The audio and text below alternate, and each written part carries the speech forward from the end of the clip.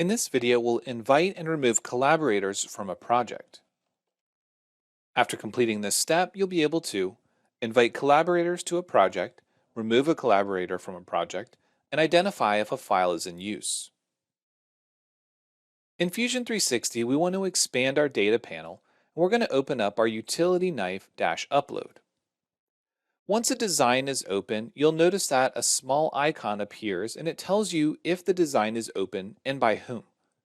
If multiple people have the same design open, you'll see multiple icons below the design in the data panel. This helps you identify whether or not multiple people are working on the design at the same time to help prevent issues when saving designs. Whenever we're dealing with projects in the data panel, we have the ability to invite people to collaborate. In this case, you'll notice that I have two users. If I want to invite another user, I can simply type in their email address.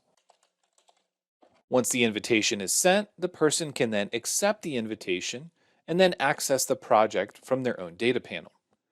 In order to access a project, you need to go to that person's hub. If you're working on the same hub, then you simply will see the project appear in your data panel. If you want to remove somebody, you can do so by selecting the remove icon at the right of their name.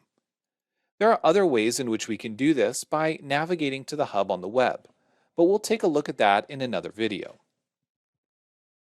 From here, let's navigate back to the data panel. Let's close our design and minimize the data panel before we move on.